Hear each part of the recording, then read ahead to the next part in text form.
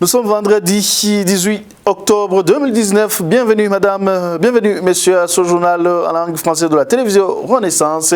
Les titres pour démarrer. Le Burundi se dit prêt à accueillir les observateurs internationaux dans les prochaines élections de 2020, mais le gouvernement devra s'assurer réellement qu'ils viennent pour cette mission. Vous allez suivre les explications de Jean-Claude Karegwa, porte-parole du président de la République. Et le Conseil national de la communication CNC vient de mettre en place un nouveau code de conduite des journalistes pendant la période électorale. Une conduite qui est contestée par les journalistes car elle va à l'encontre de la liberté des droits et des droits des journalistes en empêchant ces derniers à proclamer les résultats provisoires des prochaines élections. Vous aurez leur réaction. Et les membres de la société civile burundaise et les avocats de différents pays de la région viennent de passer 2 jours à échanger sur la sortie de la crise burundaise, la justice et la réparation des victimes de cette crise. Voilà pour le sommaire.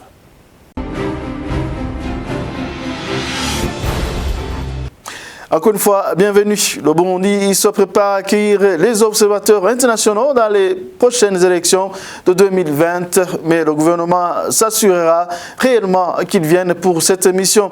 Tels sont les propos de Jean-Claude Karegwa, porte-parole du président de la République. Il indique en outre que le pays a déjà réuni tout le nécessaire pour un bon déroulement de ces élections. Suivez.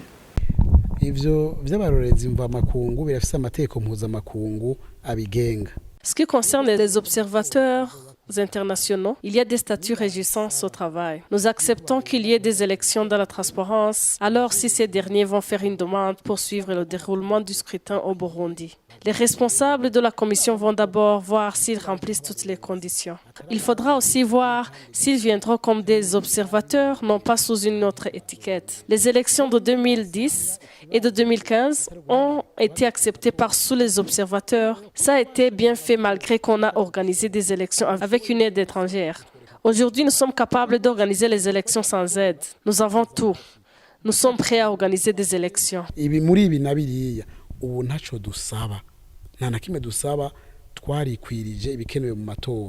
Jean-Claude Karegwa a fait savoir également que le Burundi vient en tête des pays qui respectent les droits de l'homme. Le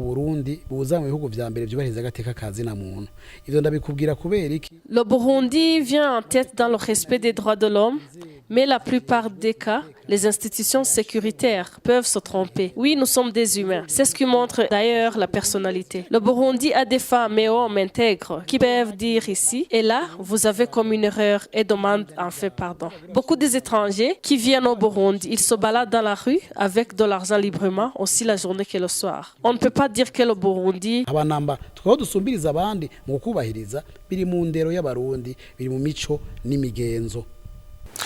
Pour Gervais Nibigira, vice-président du réseau des citoyens probes, les propos de Karegwa en désaccord dépassent tout entendement. Dire que le Burundi vient en tête dans le respect des droits de l'homme. Désaccord veut tout simplement se moquer des Burundais qui perdent les leurs chaque jour et les commanditaires et exécutants de ces assassinats sont ceux qui étaient censés assurer leur protection. Suivez Gervais Nibigira. Nous avons entendu les propos du porte-parole du président de la République. D'abord, c'est étonnant d'entendre dans la voix du porte-parole du président que le Burundi est parmi les pays qui respectent les droits de l'homme. Alors que nous savons qu'il y a beaucoup de tueries, il y a des disparitions forcées, il y a des femmes qui sont violées pendant la journée ou pendant la nuit. Donc, aujourd'hui, entendre que le porte-parole parle de cela, c'est de l'hypnose. C'est-à-dire quoi? Il voulait dénigrer les victimes qui ont perdu leur depuis la crise déclenchée depuis 2015. Donc aujourd'hui, alors, à entendre ce discours, c'est un discours qui vient pour montrer qu'aujourd'hui, le pays ne respecte plus les droits de l'homme. Parce qu'il y a beaucoup d'exemples. Nous pouvons parler, par exemple, il y a le fait Jean-Marie Vianney qui a été assassiné et on a trouvé son corps enterré dans sa parcelle, mais jusqu'à présent, on n'a pas trouvé qu'il a tué ou quels sont les boulots. Donc aujourd'hui, alors, il est difficile de parler au Burundi des droits de l'homme depuis 2015. Et aussi, on peut parler au point de vue économique. Il y a il y a le chômage, il y a la famine, il y a aussi les maladies parce qu'il y a le manque de médicaments. Donc parler des droits de l'homme, ce n'est pas tout simplement les droits civils et politiques, mais aussi il y a les droits socio-économiques. Aussi on veut parler des droits politiques aujourd'hui. Ici on voit comment le parti CNR est malmené, comment les membres de ce parti sont malmenés, sont emprisonnés, même tués. Donc on ne peut pas parler qu'aujourd'hui il y a des droits qui sont respectés au Burundi. On peut dire qu'aujourd'hui, ce qu'il a dit, ça engage le président au premier plan parce que c'est lui qui prend le débat pour les violer, les droits de l'homme, et parce que nous avons trouvé que ce sont les membres des corps de défense et de sécurité qui tuent et qui malmènent la population burundaise. Poursuivons cette édition. Les professionnels des médias ont été mis devant un fait accompli. Ce mercredi, un code de conduite pour la période électorale de 2020 préparé en solo par le Conseil national de la communication CNC leur a été présenté pour validation de médias radio Isanganiro et le journal Iwachu ont refusé de signer ce code de conduite. Les autres médias ont signé sans aucune hésitation. Les détails sur quelques articles controversés qui se trouvent dans ce code de conduite avec Thierry Bigrindavi. Dans ce code de conduite, rédigé et présenté par le Conseil national de la communication CNC aux professionnels des médias œuvrant au Burundi, il y a des articles à sujet de polémique, comme l'article qui stipule qu'aucun journaliste ne pourra publier les résultats provisoires ou définitifs autres que ceux annoncés par la CENI ou ses démembrements, CEPI ou CECI. Selon le dire du président du CNC, Nestor Bankumukunzi, cet article a été conçu pour éviter l'anarchie causée par des publications différentes de résultats électoraux dans une même entité électorale. Selon le code de conduite, les sondages d'opinion ne seront pas autorisés pour la simple raison qu'ils ne constituent pas une source d'information, d'après le CNC. Pour ce qui concerne les informations publiées via les médias sociaux, que le CNC ne peut pas contrôler pendant la période électorale, le président du CNC a fait savoir que le journaliste qui publiera des informations pouvant occasionner des violences sera poursuivi par les organes étatiques. Après les échanges, la plupart des responsables des médias ont validé ce projet de code de conduite en y apposant leur signature. La radio Isanganiro et le groupe de presse Iwachu ont refusé de signer, arguant qu'ils veulent d'abord l'analyser. Le président du CNC a accordé un délai d'une semaine à ces deux médias pour accorder les contributions à ce code en question. Merci à Thierry Bigrindavi. Le Conseil national de la communication continue à bafouer les droits des journalistes à travers le nouveau code de conduite des journalistes pendant la période électorale. Constant Deloge Niyonzima, journaliste indépendant, selon lui, empêcher les journalistes de proclamer les résultats provisoires est une façon de faire taire ces derniers pour qu'ils ne puissent pas montrer les magouilles de ce pouvoir. Suivez. Qui est code pendant la période électorale, c'est normal. Mais ce qui est anormal et ce qui est la première dans le monde médiatique burundais, c'est qu'il y ait un code électoral conçu et préparé par le Conseil national de la communication, sans concertation des médias, et qui est amené unilatéralement pour signature et adoption. C'est la première, en fait. Qu'aujourd'hui, alors, il y a des responsables des médias qui disent que non, ils ne peuvent pas apposer leur signature, adopter ce code électoral, je les trouve courageux.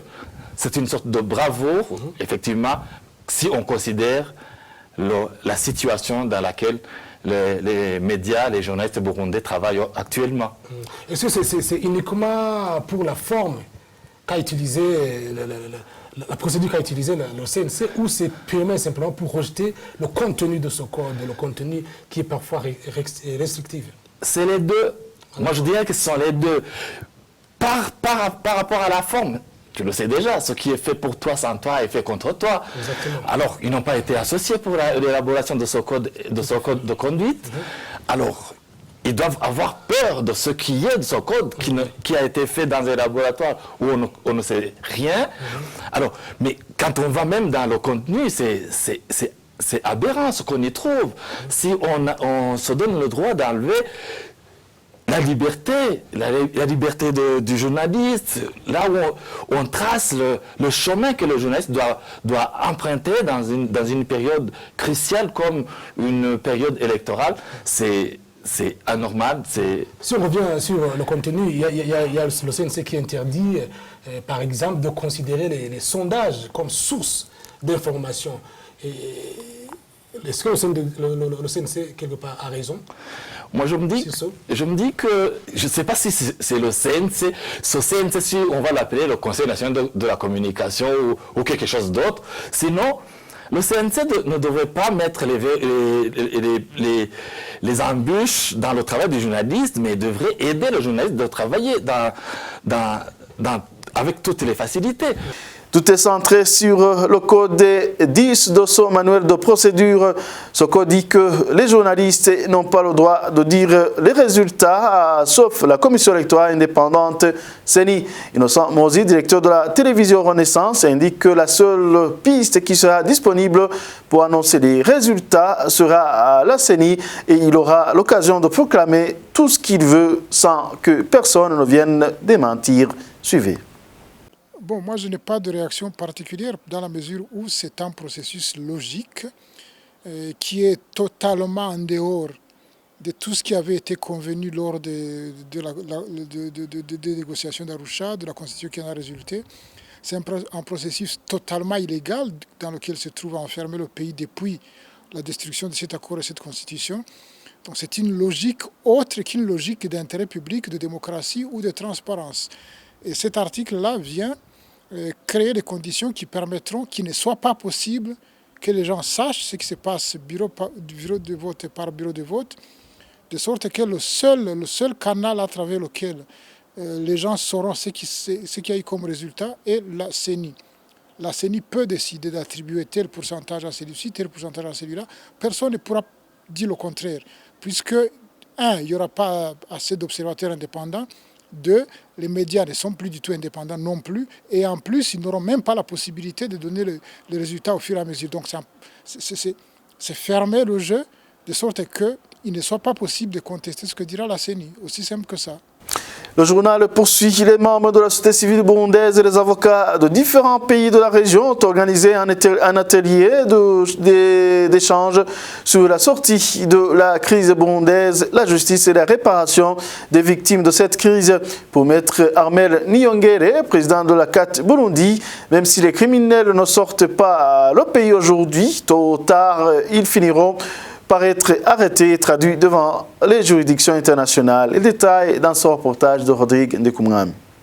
Le premier mandat d'assistance. Dans cet atelier régional de partage d'expériences entre différents acteurs des pays ayant fait l'objet d'enquêtes de la Cour pénale internationale, les avocats et les membres de la société civile venus dans les différents pays de l'Afrique ont répondu présents pour voir comment le Burundi peut sortir de la crise qui a commencé depuis 2015. Pour Maître Armel Niyongere, président de la CAT Burundi, trouve que c'est très important d'échanger une expérience avec les autres acteurs de la région et va donner un espoir que les enquêtes qui sont en cours sur les crimes qui sont commis au Burundi, ainsi que les familles qui ont perdu les leurs, vont être récompensées. L'objectif de cet atelier d'aujourd'hui, c'est un atelier de partage d'expériences avec des pays et a eu l'objet d'enquête de la Cour pénale internationale. Nous avons invité des avocats. La majorité sont des avocats qui étaient impliqués, qui sont même impliqués dans les dossiers devant la Cour pénale internationale, provenant des pays, notamment de la Côte d'Ivoire, de la République centrafricaine, de la République démocratique du Congo, du Kenya et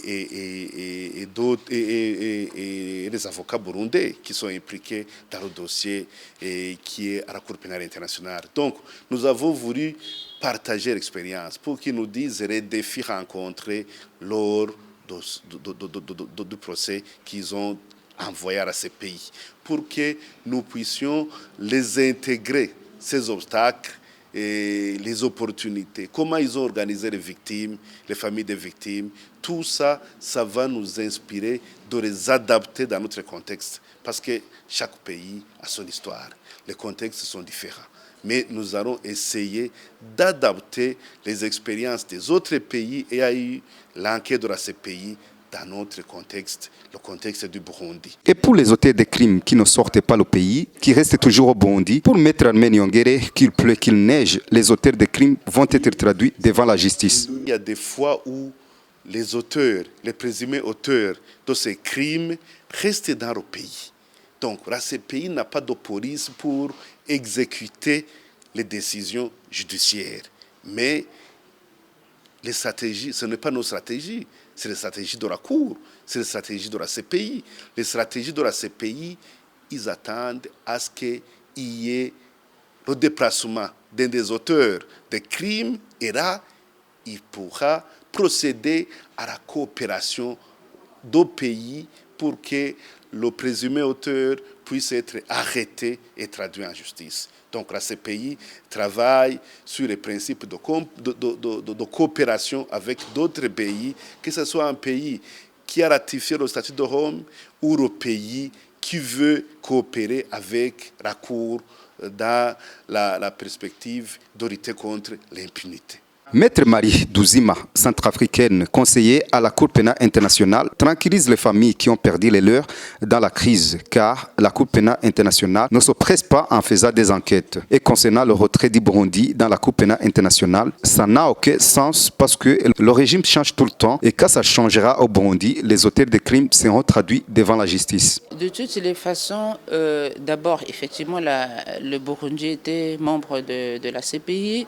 C'est pour les besoins de la cause que le Burundi s'est retiré. Nous avons suivi nos amis du Burundi tout à l'heure dire qu'il peut y avoir quelques années plus tard des changements.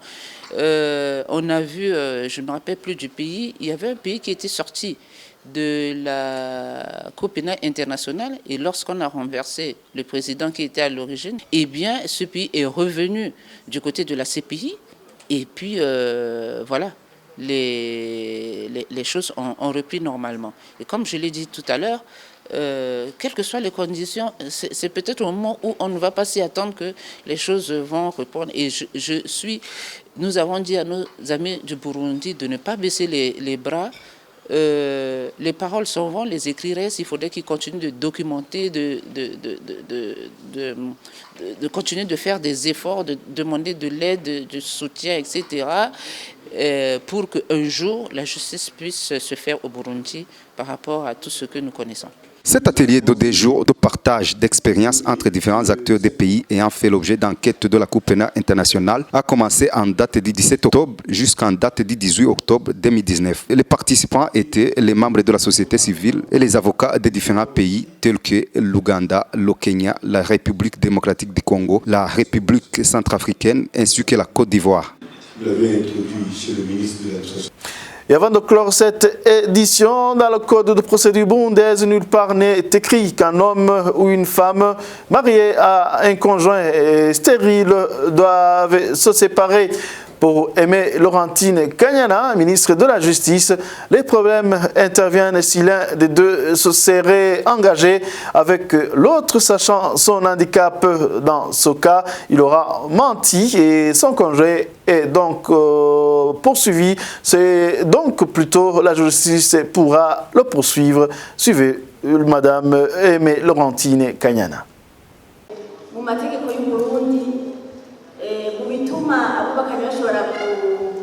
Nul n'est écrit dans le code des personnes et de la famille qu'ils peuvent se séparer à cause de l'un ou l'autre accusé de la stérilité. Les futurs époux doivent se parler en toute vérité. Pour qu'il y ait le divorce, cela dépend de la cause de cette stérilité. Certains même se parlent de leur futur pour leur mariage et pour leurs enfants. Il arrive des cas où un de ces époux sait qu'il a un problème et le cache son conjoint alors qu'il est identifiable. Dans son cas, le divorce est acceptable parce qu'il y a une chose grave qui a été cachée.